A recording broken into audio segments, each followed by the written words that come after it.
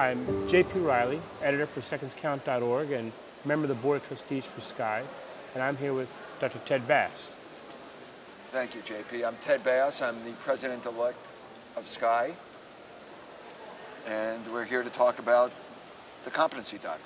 Right. So, Ted, tell me about as the vice chair for the writing committee for the new competency document that's being released today. Can you tell us a little bit why there was felt the need to update the 2007 document? Yeah. So the document, the last document was in 2007. And since that time, it's been 5 or 6 years, lots of things have changed. The landscape has really changed in interventional cardiology. And we have a changed or a different or evolving understanding of what we think competency is in terms of medical practice. So we thought that it was time to perhaps update this and make it a little bit more current. There were also some societal changes and changes in information and data sets and in utilization that prompt the need for updating this and to make it a little bit more current and applicable to our current interventional environment. I noticed that there has been an incorporation in the new document with some of the competency-based evaluations, as it were, from ACGME and training programs. I assume that was intentional. Yeah, JP, I think that's a major take-home point of this document, that we have evolved in what it means to be a competent physician. Back in the day, certainly when I trained, and I suspect somewhat when you trained, we were constantly being tested on our cognitive abilities. What do we know? And that's important, and it forms a foundation for how we practice. But now competency is defined, do we know how to do it? And if we know how to do it, is it being measured, and are we doing it correctly? Our patients want not only knowledgeable doctors, but they want competent doctors. And as you mentioned, the new understanding of competency isn't only cognitive. Now it's do we know how to do the procedure? Do we know when to apply the correct procedure? Do we know how to handle complications when they occur? Do we know how to integrate into complex medical systems?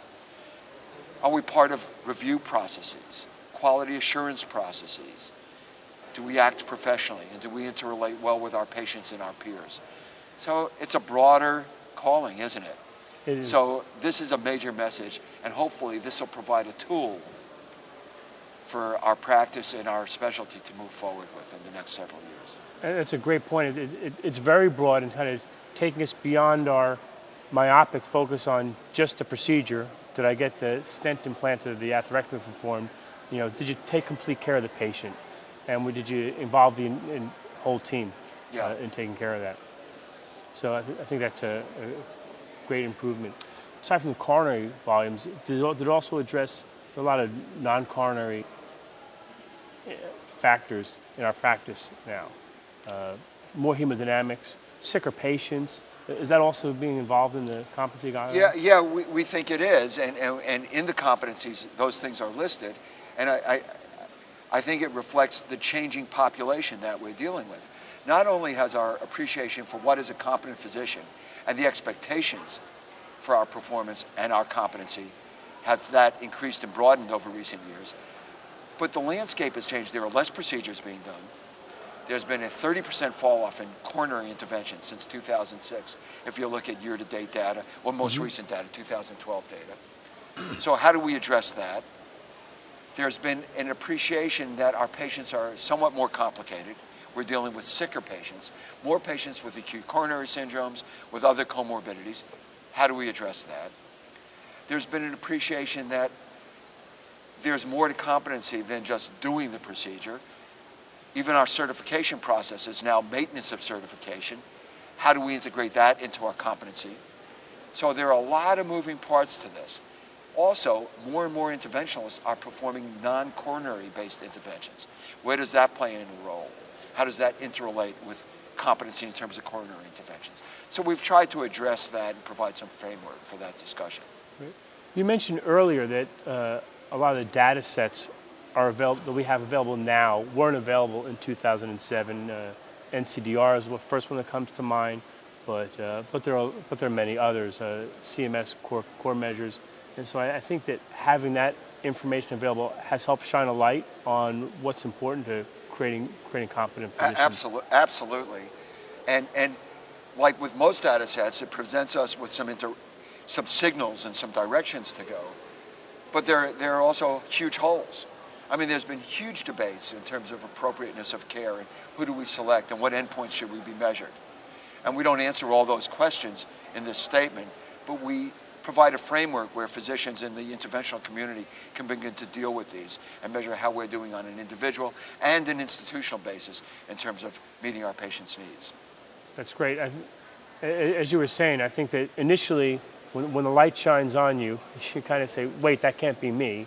But then when we put those processes in place, we can make the changes that are needed. You mentioned before about those just generally declining coronary volumes. Has that been addressed and how that will impact the next iterations of how to maintain competency? Yeah, well, it's the elephant in the room, and it's something that we as a specialty have to deal with. And so the relationship of volume to competence and outcomes has been a source of great debate.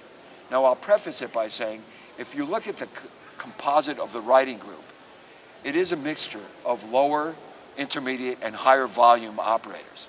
Also included in this are a cardiac surgeon, people in general cardiology, people involved with outcomes research. So it's a very diverse and heterogeneous group. So it truly is a consensus document where judgment plays a large role. So when we look at, for example, volume thresholds, well, we know there's more to it. If you look at institutional volume, there was a fairly clear signal that institutions doing under, for example, 200 coronary PCIs per year, there seemed to be a signal that outcomes were perhaps less robust. We address that, we make recommendations, not saying that that should be an absolute cutoff, but if institutions are dealing with lower numbers, safeguards should be in effect. Perhaps scrutiny should be in effect. Assessment of quality and outcomes should be perhaps more frequent and more in depth. Not that any program is exempt from those things. For individuals, the recommendations are now the 50 case per year, lowered from 75 case per year, or 100 cases over 2 years. Well, there the signal was far less clear and far less robust. So it really was a judgment call. Certainly, a suitable number of cases have to be done in order to assess quality. I don't think 75 or 50 offer a whole lot of difference there. They're both very low numbers. We've gotten so good at what we do that the outliers or the adverse events are so small, you literally have to look at thousands of cases to get a clear signal. So we'd rather concentrate not so much on the volumes, but on the quality assurance and the quality assessment methodology to make sure that labs and individuals are performing in an appropriate, optimal way to serve our patients and trigger actions, should they not be, to bring them up to par and up to snuff. Right. Volume alone is such a small snapshot. It's been measurable. That's why we've used it.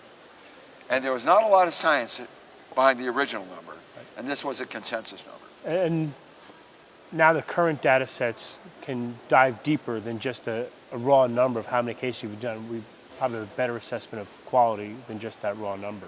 Well, you could project into the future. Quality isn't measured by in-hospital mortality alone, a very infrequent endpoint. It's measured by perhaps things like resource utilization, patient selection, appropriateness. So it's multifactorial, but the mosaic, I think that we're creating as a specialty and we're being asked to attend to, is a much more accurate reflection on quality practice. I'm sure our patients would like a much longer-term outcome than just in-hospital mortality. Ted, maybe talking a bit more about the process of putting this competency statement together. Yeah. You mentioned it's a very broad group of participants. Yeah, it was, I would say a labor of love, but that might be an overstatement. We involved a very robust and a very productive writing group, and it took well over a year to put this together with many ideations. And again, the writing group I had commented on, so it was a very diverse writing group.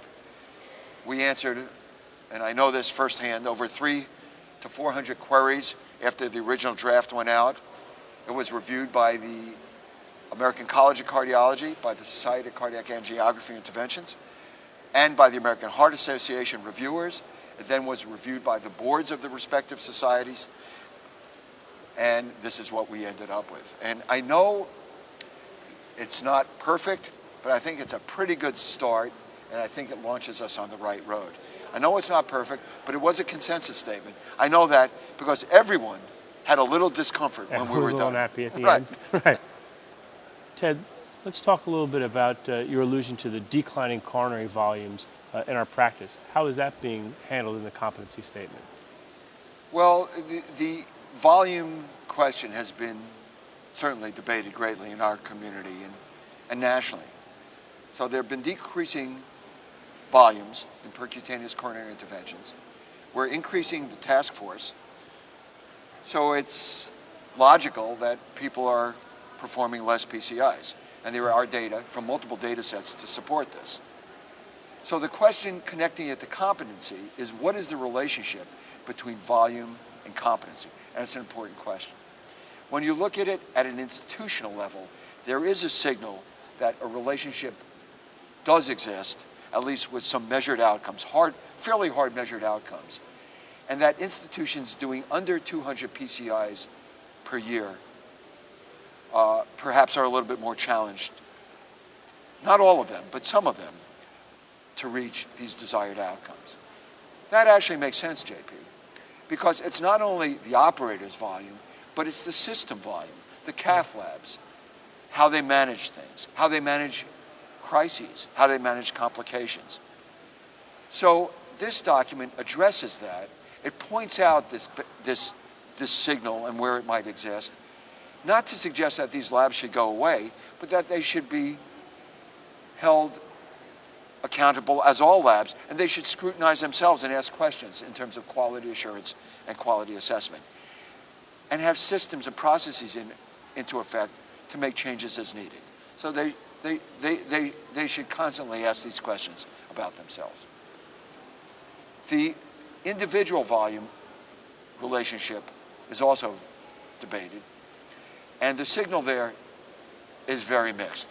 And there's lots of data, and there's no loud, screaming signal that this is a cutoff, and it makes sense. Because there are other factors involved with individual competencies that may affect this. For example, if you're doing 50 PCIs a year, you're doing a lot of structural or peripheral interventions, a lot of those skill sets translate into coronary intervention. Not all of them, but a lot of them. Right.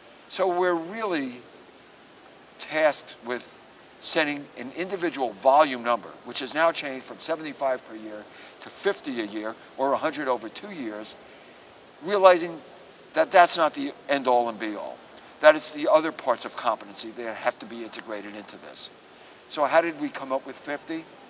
Well, we had a diverse writing group, and we tossed it around, and it went through review by all the organizations, and we thought it seemed reasonable.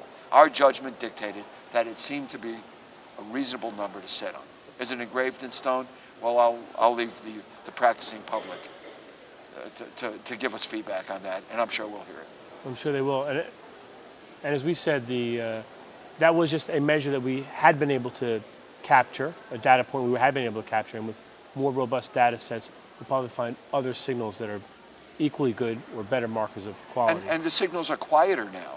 Yeah. So we may not even find, for example, mortality numbers with data sets of 50 or 100 in 2 years, unless really practices are well outside the norm. And a lot of the data sets aren't risk adjusted the way we would like them to be. So it's a tough number, but it seems reasonable that perhaps doing a procedure a week keeps someone's competency where it needs to be, even with all the other constructs that we've suggested. Ted, tell us about the process that went in place in putting this competence statement together. And obviously, there's not a lot of scientific data about how to create the competent interventionalist. So how do you get a panel together to arrive at that paper? It's a challenge to find the right mix, and I think we did that. We found a combination of higher, intermediate, and lower volume interventionalists with varying degrees of experience. We included a cardiothoracic surgeon. We included general cardiologists, and we included experts in outcomes and in quality. So it was balanced, and we had very open, somewhat interesting interchanges over the past year and a half, coming to our final destination. It was further distributed to the society, to the American College of Cardiology, to SCAI, and to the AHA, where we responded to over 300 queries in terms of specific points of the document, and we had dialogue in those areas.